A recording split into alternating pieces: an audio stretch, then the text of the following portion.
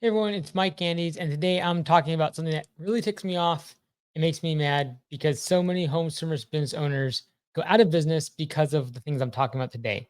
And ultimately, a lot of the reason why home improvement businesses fail is because the seasonality of our work. We have these massive spikes of revenue, massive spikes of incoming leads, followed by months where we can't get any customers. There's not enough work. Revenue is a fraction of what it is during the busy season. And it's extremely hard to make any sort of cash flow make sense because we use extreme swings of demand. And today, I want to talk about being able to actually turn your business into consistent revenue throughout the whole year and trying to avoid these boom and bust cycles, these feast and famine that really causes so many business owners to go out of business in the home services. And I truly believe that it takes a good solid 3 to 5 years to really understand your local demand curve.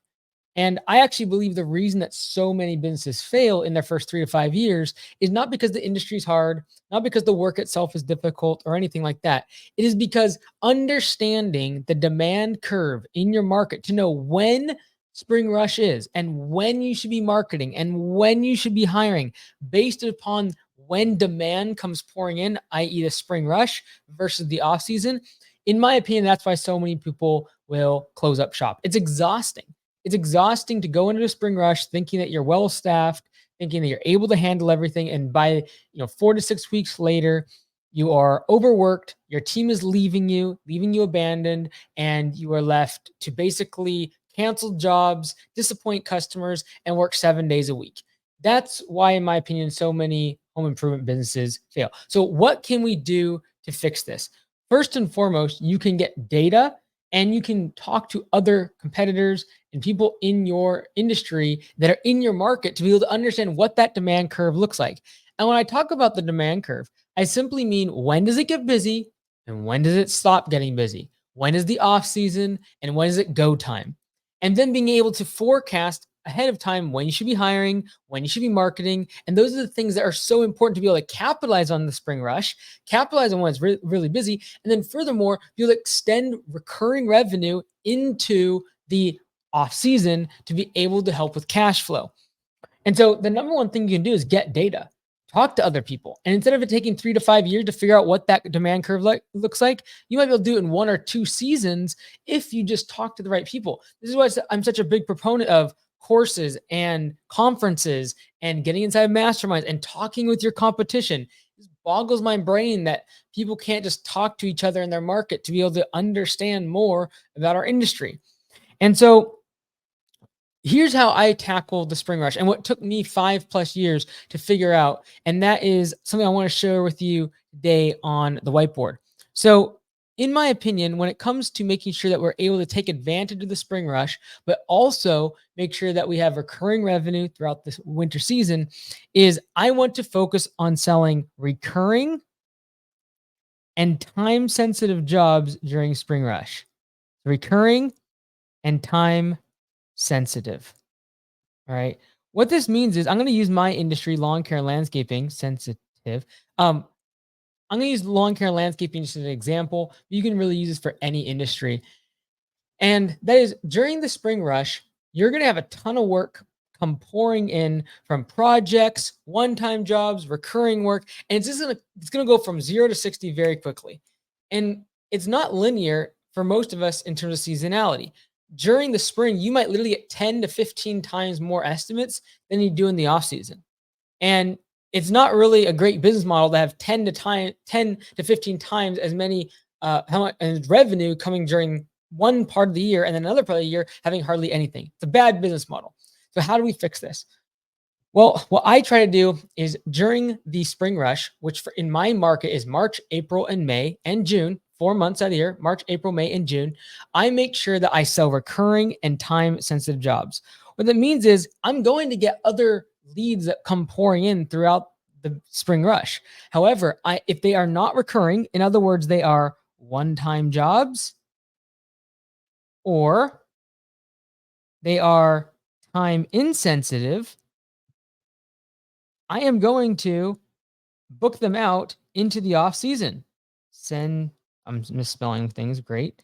sensitive, I'm going to book them off into the off season. I'm going to only focus on recurring and time sensitive. Now in mowing, that's going to be the most important thing during spring rush, because recurring, I can get this customer every single week for the majority of the year, and then I can sell them winter services throughout the off season. Time sensitive, I cannot have mowing services be pushed off 5, 6, 7 weeks into the future. I just can't. It's time sensitive. If I did that, the lawn would be literally 2 feet tall by the time I got back to it. It would look bad. The customer would be unhappy. I would not be able to sell the job. However, for a paver patio, for a walkway, for a flagstone patio, these are the type of things that are one time and they're time insensitive. They can wait until June, July, or August. I can usually push those out, and I can usually sell the customers that, because all my competition's also getting booked way out into the summer as well. And so as I get into the summer, guess what? I'm selling into the winter. And so I'm trying to ask myself, when you get a deluge of leads coming in, which ones are the jobs that bring in recurring revenue that I want to focus on, because that helps me cash flow throughout the off season? And then which ones are time sensitive? In other words, if I can't get them in within the next week, I'm going to lose them as a customer. So for me in lawn care and landscaping, that's mowing. But if someone comes along with a massive project, I'm going to try to sell them. If it's like, oh, it's April, it's in the middle of spring rush, I should be focusing on recurring and time sensitive jobs. A paver patio is a one-time and it's time sensitive. I can book that out 3 to 4 months into the future. And if you're like, oh no, that won't work in my market. Well, I would venture to believe that during the spring rush, all of your other competition is also booking their schedule way out as well, especially the ones that have been around for a while and understand their demand curve. And that's typically why I see so many home service businesses go out of business, is they try to take on all the recurring, all the time sensitive jobs, all the one-time jobs, all the time insensitive jobs during the spring rush when all the leads are coming in. And ultimately, you are not serving people on a first come, first serve basis. This is something that comes intrinsically to us as humans. Like, well, if they ask for the estimate first, they should get service first. I don't believe it serves your business well to do a first come, first serve basis.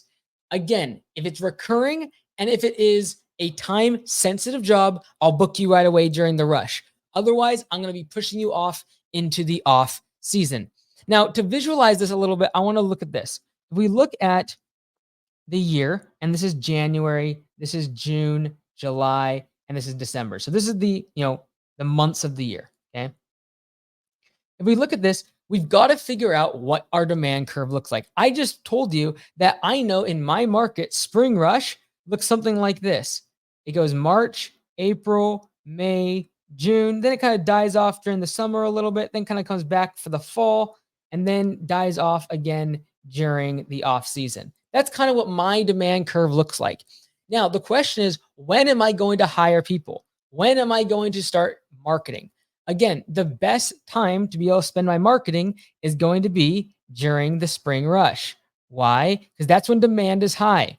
And when demand is high, I can get more customers for the same amount of money that I spend on advertising. My customer acquisition cost is lowest at that point. So ideally, I'm able to market in this phase. All right. That's going to be the time that I want to spend the majority, if not all, of my marketing dollars. However, as you begin to figure out what the spring rush looks like, if you did that and you actually spent all your money on marketing during the spring rush, but you serviced all customers on a first come, first serve basis, what would end up happening is you'd end up having very little revenue in the off season, simply because you did not book out one-time jobs into the slower time of the year. And instead you have this massive boom of jobs during the spring rush. And that's what leads people to want to give up. It's absolutely demoralizing to go from 1 month making $100,000 a month in revenue, and just a few months later, you can't get any work on the schedule, and it's literally $10,000, $15,000 a month, and you're not even breaking even, and you're losing money because of overhead costs. So to avoid that, we're going to ensure that we try our very best to actually change this demand curve. So instead of having these massive peaks and valleys, my goal is to try to even it out. Because during the spring rush, I'm actually going to say no to some jobs. I'm going to tell some customers, hey, I can't serve you right now. And what that's going to do is take out these massive highs. And so what this is going to start looking like, if I start looking at my spring rush is going to actually mute my spring rush a little bit. I'm not going to get as much revenue during the spring rush. However, I'm going to be able to move some of that revenue into the off season when I would otherwise not have that revenue because I focused on recurring jobs and I moved one-time projects into the off season. And this is more of the demand curve that I'm hoping to be able to get.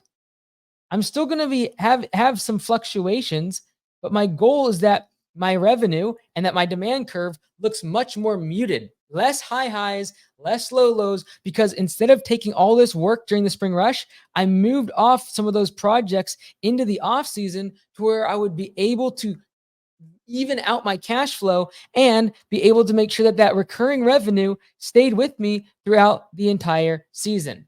Now, the next question is, well, when should I be hiring?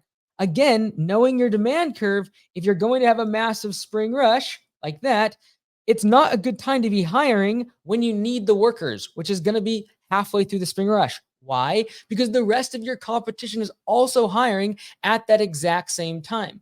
And so a lot of times, home service business owners will start hiring when they need the labor. And the reason for this is because they don't know what their demand curve looks like.